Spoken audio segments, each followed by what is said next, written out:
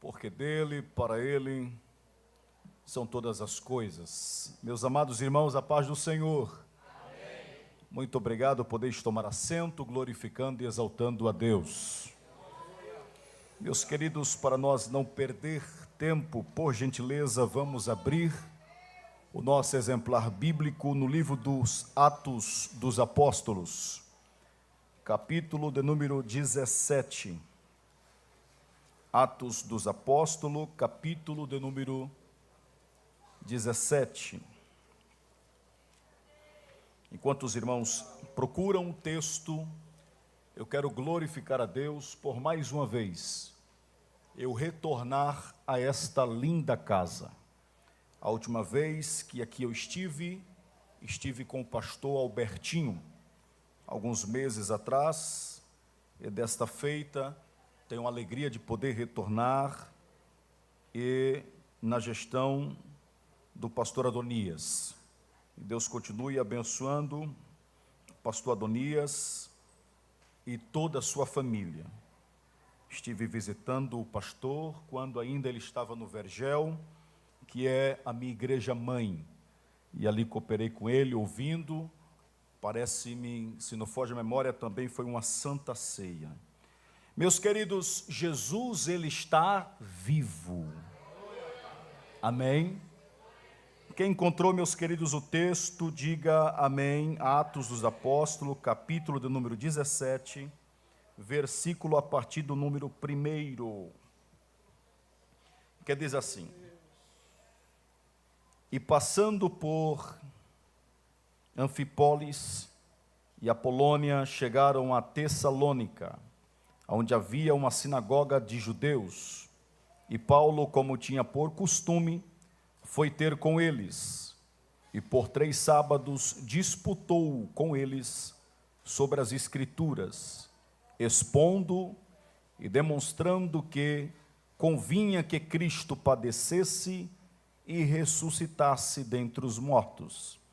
E este Jesus, que vos anuncio, dizia, ele é o Cristo.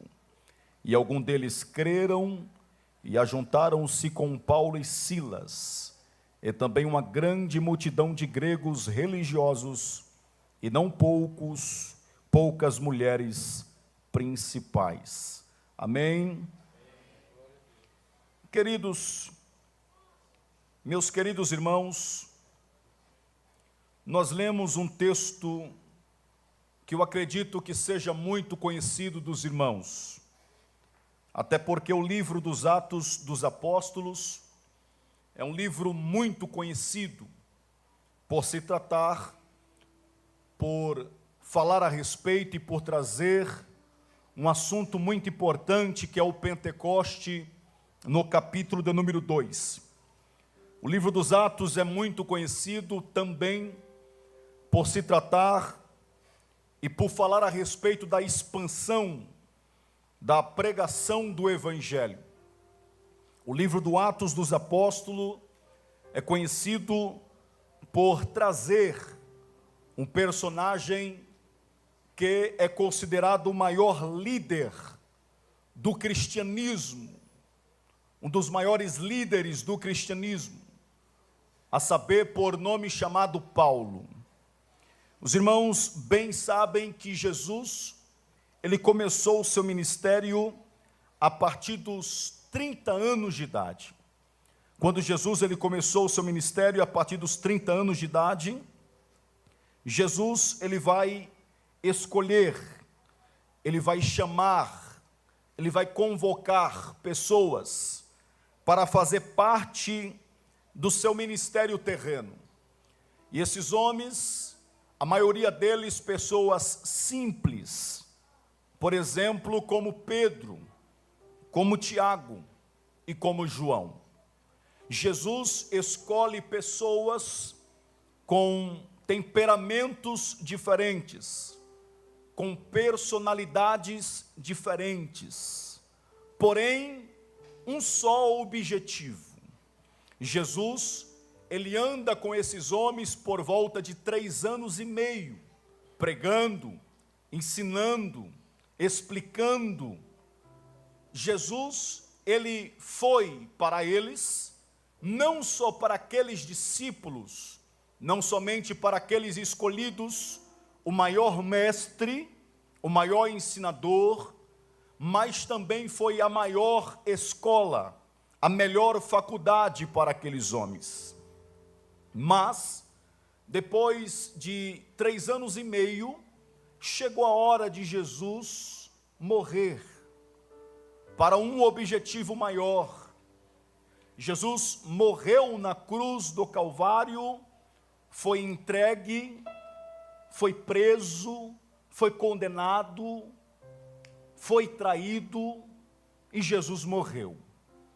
Quando Jesus morreu na cruz do Calvário, a morte não pôde detê-lo, a morte não segurou, a morte não pôde deter Jesus. Depois de 3 dias, Jesus ressuscitou dentre os mortos, vencendo a morte, vencendo o inferno. Quando Jesus ele ressuscitou dentre os mortos, Jesus aparece novamente para os discípulos. Discípulos estes que talvez alguns deles estavam sem esperança, como por exemplo Pedro. Jesus aparece para aqueles homens que muitos deles retornaram às suas atividades, retornaram para a pescaria, retornaram para suas profissões. Quando Jesus surge novamente, quando Jesus aparece ressuscitado, Jesus dá alguns avisos, comissão. Jesus, ele ensina, explica aos discípulos o que eles deveriam fazer posteriormente. E um dos ensinamentos de Jesus em Marcos, no capítulo 16, em Atos dos Apóstolos, no capítulo de número 1, que os discípulos deveriam ficar em um certo lugar, até que do alto eles recebessem poder, para espalhar o Evangelho, para propagar o Evangelho, para anunciar o Evangelho. Os discípulos receberam poder, em Atos no capítulo 2, Pedro, após receber, não só Pedro como os discípulos, Pedro começou a pregar com muito entusiasmo e com muita autoridade, ao ponto de milhares de pessoas se renderem aos pés de Cristo, e a partir dali a igreja foi inaugurada. E da mesma proporção que a igreja ia crescendo, foi crescendo também a perseguição. Na mesma proporção que o evangelho estava se expandindo, também a perseguição ia aumentando. E um dos perseguidores, um dos maiores perseguidores da igreja, um dos maiores perseguidores dos cristãos, era um homem por nome chamado Paulo, Paulo. Mas um certo dia, no capítulo de número 9, Jesus tem um encontro com ele, mesmo que não fosse fisicamente, pois Paulo não teve o privilégio de estar com Jesus fisicamente, mas Jesus teve um encontro com aquele homem. Jesus teve um encontro com um dos maiores perseguidores da igreja.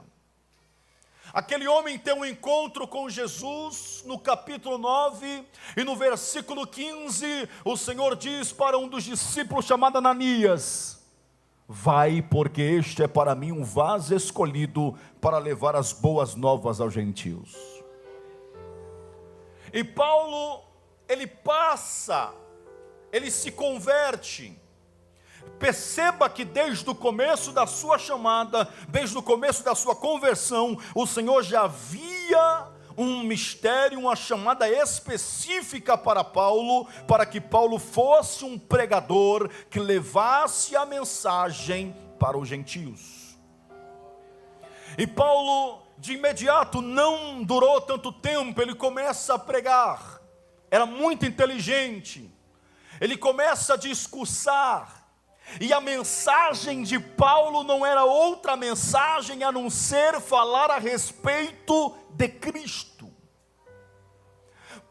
Paulo não tinha outro tema, Paulo não tinha outro assunto quando ele chegava discursando, quando ele chegava pregando, a não ser falar a respeito de Cristo, a falar da sua morte, a falar da sua ressurreição, pois sem a morte e sem a ressurreição, o que nós estamos fazendo aqui seria em vão se o nosso Jesus Cristo não tivesse ressuscitado.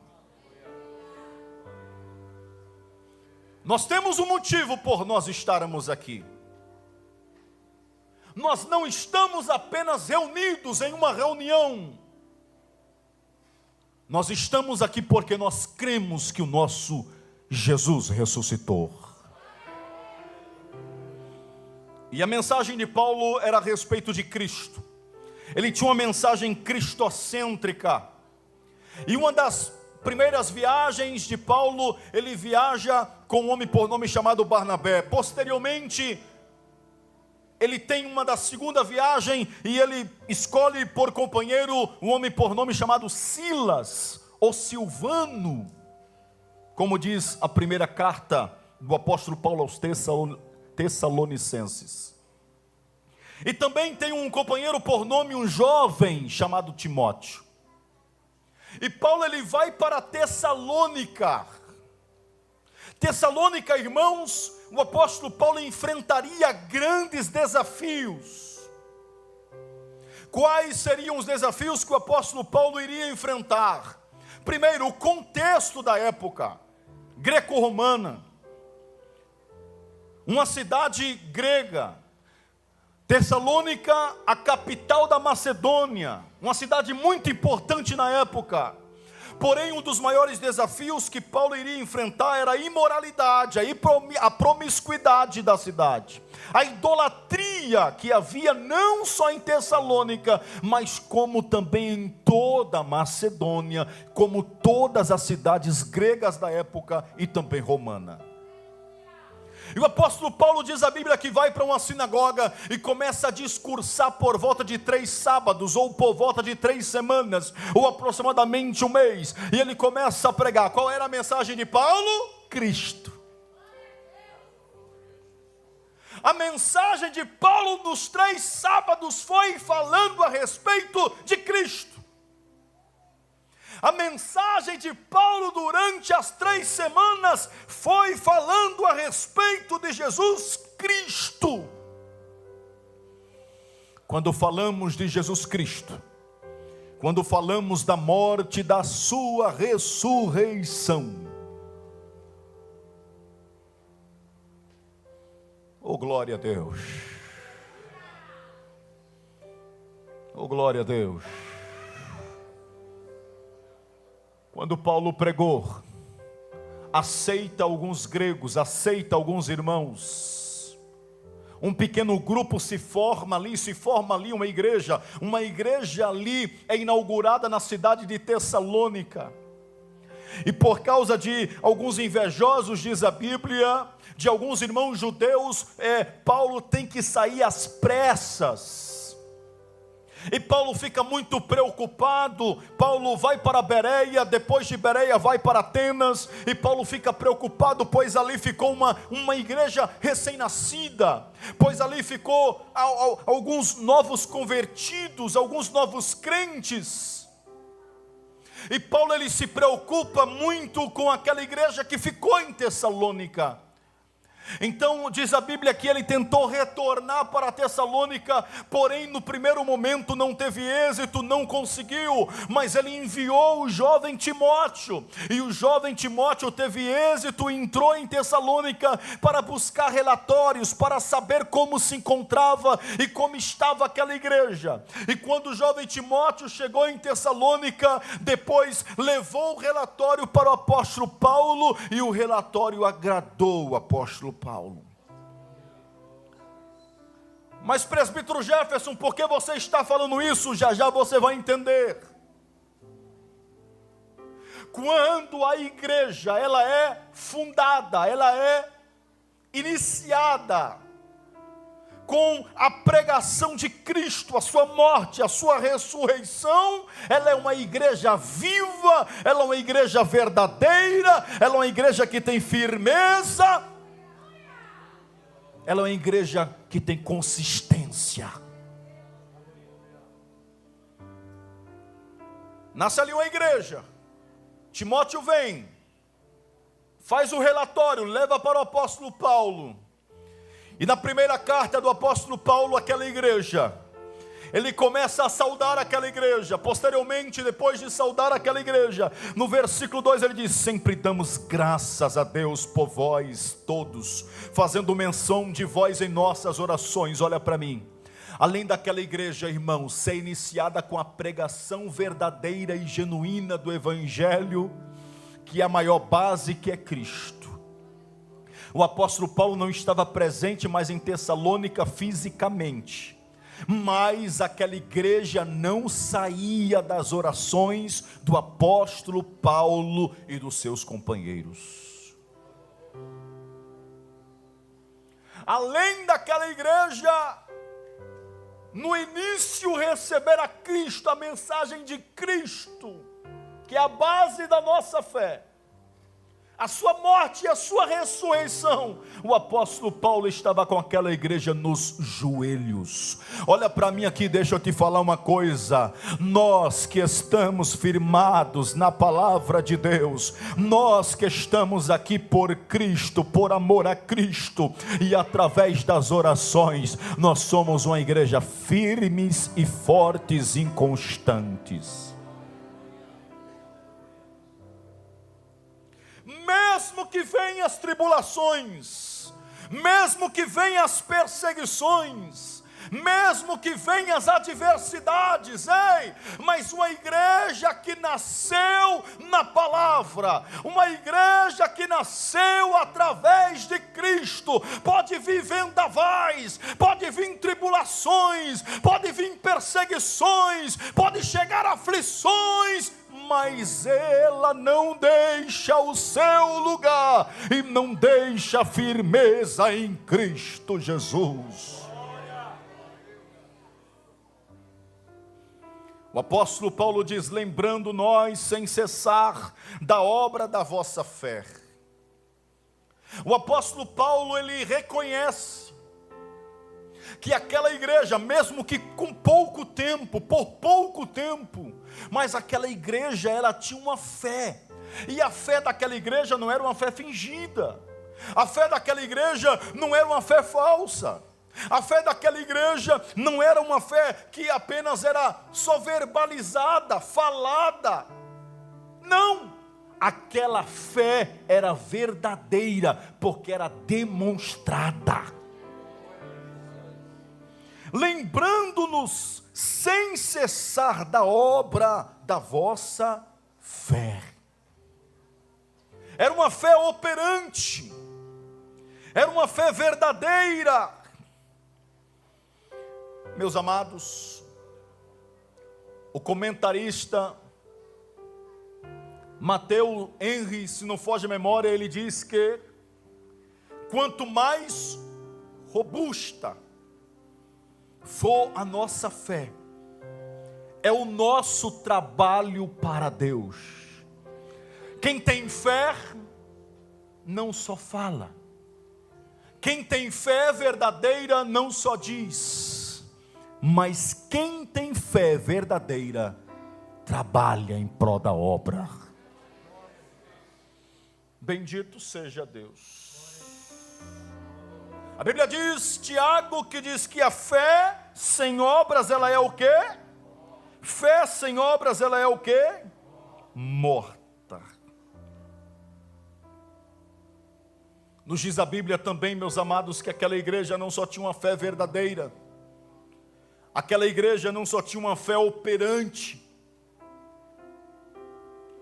uma fé que não era só dita, mas diz a Bíblia também, que o apóstolo Paulo, ele completa, do trabalho do amor e da paciência, ou do trabalho e do amor, ou seja, quem tem uma fé verdadeira, também tem o trabalho, e o trabalho não é de qualquer jeito, o trabalho vem com amor, o amor verdadeiro.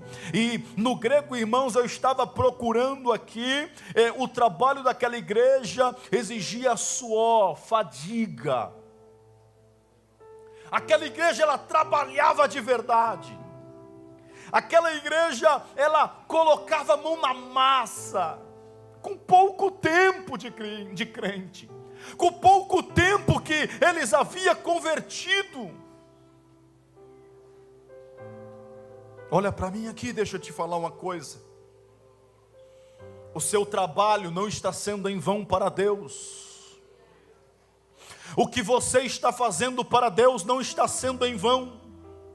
Você não trabalha, a senhora, o senhor não trabalha para o nosso pastor Adonias, para os presbíteros que aqui fazem parte, para o nosso pastor presidente. Vocês, a senhora, o senhor não trabalha para os respectivos coordenadores dos departamentos.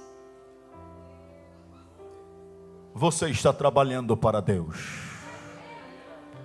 Você está fazendo para Deus. E deixa eu te falar uma coisa para você, a recompensa vem de cima. A recompensa vem do alto. E Deus, Ele é muito abençoador. Olha para mim aqui. O apóstolo Paulo não só reconhece que aquela igreja tinha uma fé verdadeira. O apóstolo Paulo não só reconhece que aquela igreja ela tinha um trabalho árduo, que exigia suor, fadiga. Mas o apóstolo Paulo também ele reconhece que tinha paciência aquela igreja. Aquela igreja tinha uma paciência da esperança. E a paciência da esperança, diz a Bíblia, era no Senhor Jesus Cristo. Sabe por que eles tinham uma esperança? Sabe por que eles tinham uma esperança? E a esperança não era meia para lá e para cá, cambaleando. Sabe por que eles tinham uma firme esperança? Não era uma esperança instável. Sabe por que eles tinham uma firme, diz a Bíblia, firme esperança? Porque lá no começo, a igreja foi nutrida com a mensagem de Cristo. Igreja que é nutrida com a mensagem de Cristo, falando a respeito de Cristo, da sua morte e a sua ressurreição, não tem uma fé que cambaleia, não tem uma fé que fica instável, não tem uma esperança que fica instável, pois ele sabe aonde está firmado a sua fé. A nossa fé não está firmada em um líder como Siddhartha Gautama. A nossa fé não está firmada em algum líder religioso como Joseph Smith. A nossa fé não está firmada em algum filósofo como Platão ou Aristóteles. A nossa fé está firmada no maior homem que existiu, no maior homem que viveu, que morreu, mas a morte não pôde detê-lo. Por favor, levante a tua mão, abra a tua boca, glorifica a Deus nesta noite.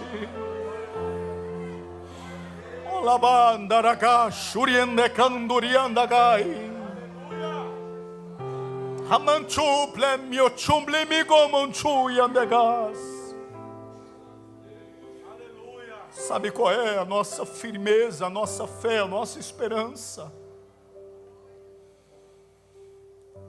Segundo algum comentarista diz que os pés daquela igreja que ficava em Tessalônica estava com os pés geograficamente firmado na cidade, mas os olhos estavam voltados para o céu. Os pés estão firmados em Tessalônica, mas os olhos estão voltados para o céu. Da mesma forma sou eu, da mesma forma é você, da mesma forma somos nós. Os nossos pés estão firmados em solos alagoanos. Alguns em Maceió, outros como nós em Maragogi, ou não importa onde os seus pés estão firmados, mas os nossos olhos devem estar voltados para os céus. A nossa esperança não é aqui. A minha esperança não deve estar firmada aqui na terra, por mais que queremos algo melhor para nós, como brasileiros, como moradores deste planeta. Queremos um melhor presidente, queremos um melhor governo, queremos melhor para todos nós, mas a nossa esperança não deve estar firmada aqui.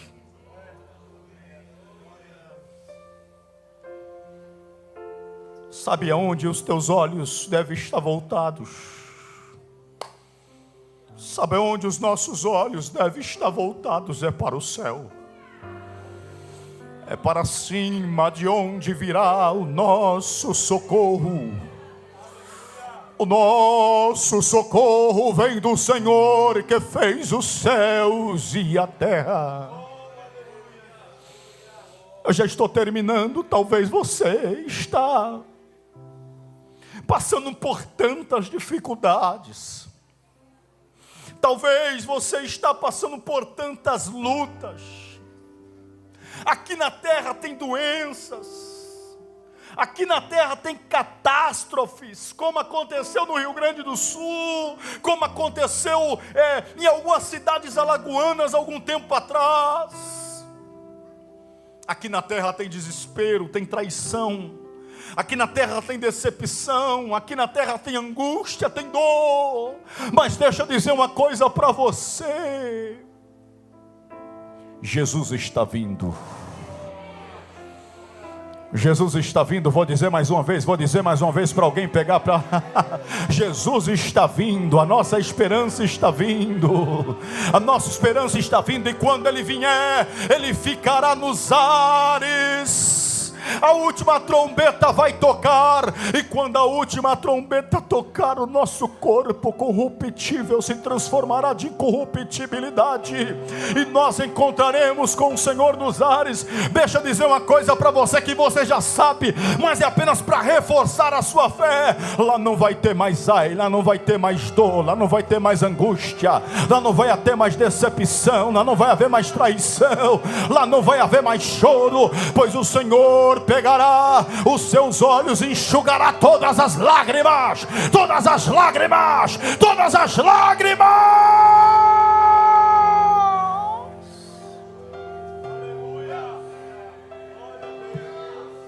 Alaba, churiate canturiaba, cantore candaraba.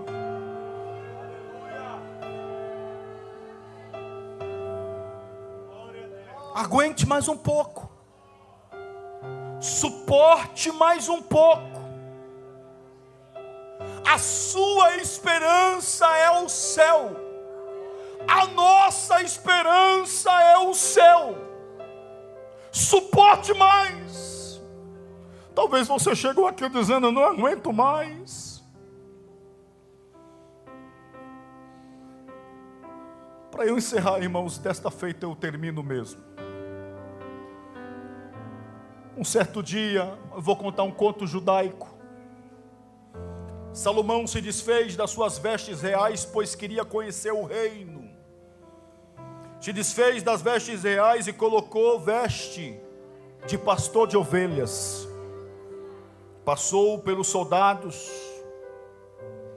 Adiantando, chegou em um certo lugar onde tinha uma moça morena, queimada pelo sol, pisando uva. E Salomão observa que aquela moça estava com vestes brancas.